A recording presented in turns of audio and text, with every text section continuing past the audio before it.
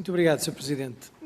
Enfim, acho que claramente que as autonomias, a possibilidade de reforço das autonomias, as propostas para esse reforço, umas melhores, outras piores, umas com as quais concordamos, outras com as quais ou das quais discordamos, foi e está a ser bem feito neste debate, e está a ser feito nas propostas que temos em cima da mesa e não com aquelas que não temos em cima da mesa. Eu queria dizer, até para poder captar a atenção dos senhores deputados Sérgio Ávila e Miguel Iglesias, dizer o seguinte: há aqui uma coisa que eu acho que temos que nos entender quanto a isso, que é o seguinte: a proposta que o PSD apresenta pode não ir ao encontro das expectativas regionais. Admito que sim, mas faz um caminho no sentido dessas expectativas. Não faz um retrocesso no estado atual. Isto, senhores deputados, como temos que abordar esta matéria de uma forma minimamente séria, temos que saber aquilo que estamos a dizer. Certo? Eu vou explicar para os senhores deputados poderem aperceber-se por vós próprios disso mesmo. Repare, foi aqui dito pela senhora deputada Sara Madeira da Costa e pelo senhor deputado Paulo Muniz. Achavam que devíamos avançar para a extinção do representante da República, Tucur. Eu tive o cuidado de referir isso na minha intervenção. E, portanto, consideram que esta proposta fica aquém desse objetivo, mas faz um caminho nesse objetivo. Aquilo que os senhores querem é ficar onde estamos, que é bastante atrás daquilo que nós aqui propomos. Isto tem que ser muito claro. E tem que ser claro para os madeirenses e para os açorianos. Ou seja, não corresponde rigorosamente às expectativas, imagino que sim, mas faz um caminho no sentido dessas expectativas e o vosso caminho é o imobilismo. É o que está bem. Aliás, o Sr. Deputado Sérgio Ávila disse que a minha colega não esteve atenta porque disse que era a favor da extinção do representante da República. Por acaso, eu ouvi-o dizer exatamente o contrário disso em resposta ao Sr. Deputado João Coutinho de Figueiredo, que é uma proposta, como sabe, da Iniciativa Liberal, e depois disse, o Sr. Deputado disse, nós não somos assim a favor da extinção. E depois lá completou com aquilo que nos disse há pouco. É preciso a reflexão no CEIA, não é? Na Comissão Eventual de Aprofundamento da Autonomia.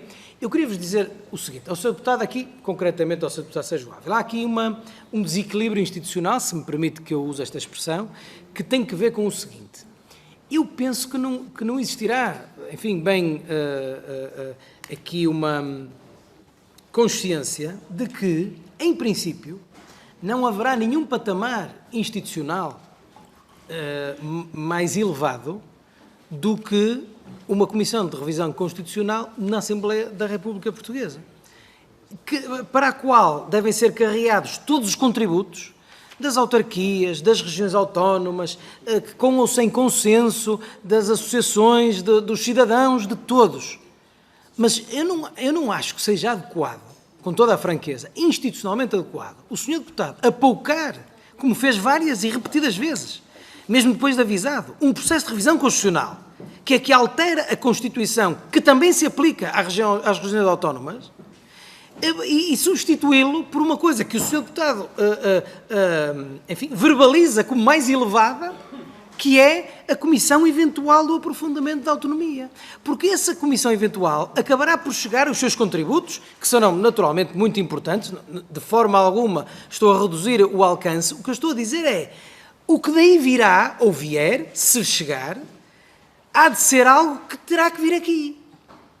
Só que, entretanto, se houver um entendimento e se houver efetivamente uma alteração da Constituição, já não vem aqui nada. Só vem aqui daqui a 5 anos, já não sabemos quem é que está em todo o lado, nos governos regionais, nas Assembleias Legislativas Regionais, na Assembleia da República e nos próprios partidos.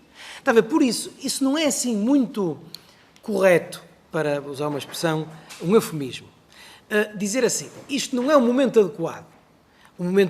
Repara, o Sr. Deputado diz que é uma solução consensual entre todos os partidos e não de um partido. Repare, institucionalmente, sinceramente, acho que não está a ser correto com este processo, porque aqui não é um partido. O PSD tem uma proposta, efetivamente, como outros partidos têm as suas propostas, como o Partido Socialista tem as suas propostas noutros artigos da Constituição. Não é um partido, Sr. Deputado. O processo de revisão constitucional é isso mesmo. É um processo que busca o entendimento, tal como a Comissão Eventual do Aprofundamento da Autonomia, igual.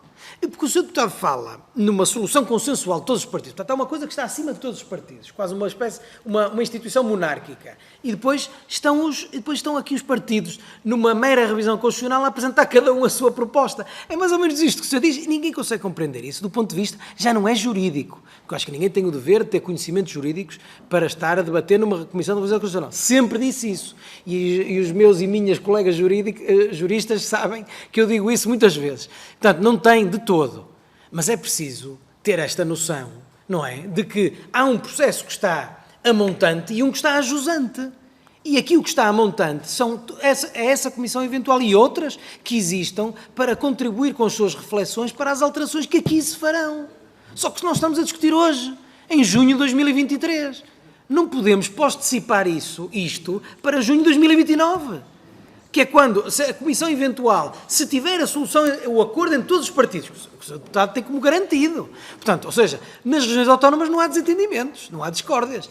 Toda a gente está de acordo com tudo. E, portanto, numa solução de todos os partidos, vai chegar, quando terminar a revisão constitucional, e depois vai ser postecipada para 2029.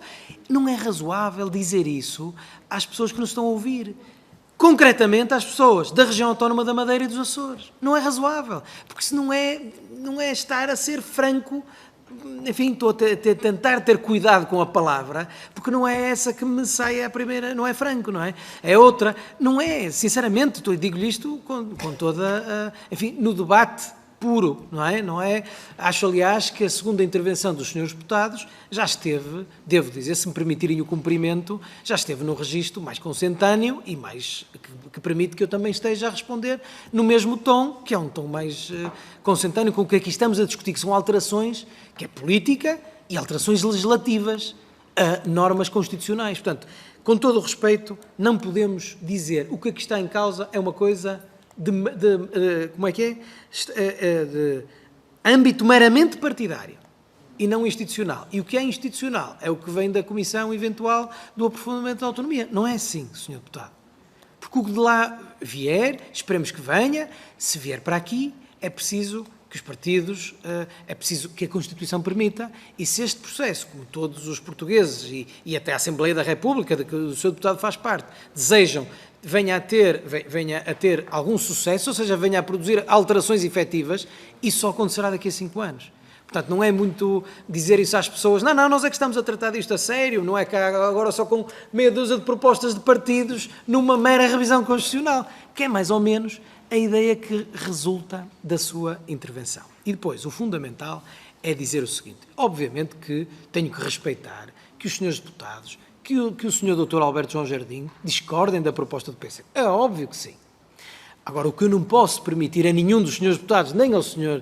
Dr. Alberto João Jardim, é considerar, porque ele não o dirá, porque ele tem noção óbvia jurídica das coisas, é que esta proposta é um recuo na autonomia. Porque não é. Porque é assim, esta proposta é um caminho no sentido, não é o caminho todo, mas é um caminho no sentido da progressão da autonomia. E explico, para não ser só palavras.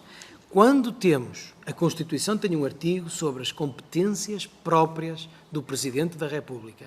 Nesse artigo não estavam as competências de nomeação e dissolução dos governos regionais. Porquê é que não estavam? Porque não era uma competência própria, era uma competência do representante da República. Ao se alterar isto, aquilo que se está a trazer é, para o edifício legislativo, o princípio da continuidade territorial, sem prejuízo, obviamente, das autonomias. É isto mesmo, o princípio da continuidade territorial. É a Madeira e os Açores, sem prejuízo, as regiões autónomas, sem prejuízo de serem regiões autónomas, serem Portugal.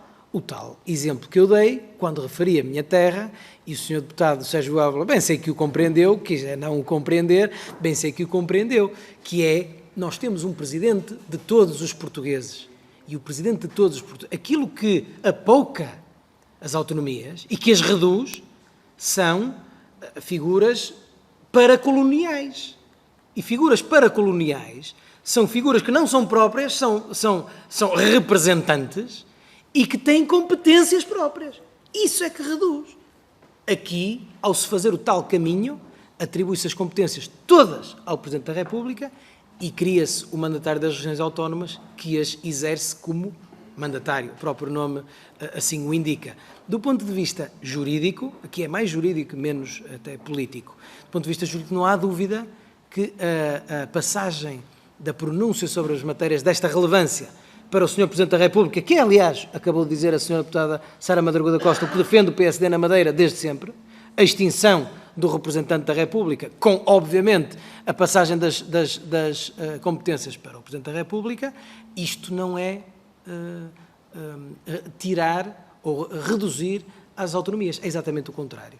É exatamente o contrário. É deixar de existir uma figura tutelar e as principais decisões regionais serem decisões, volto a dizer, atos próprios do Sr. Presidente da República, e isto tem toda a diferença do ponto de vista institucional. Muito obrigado.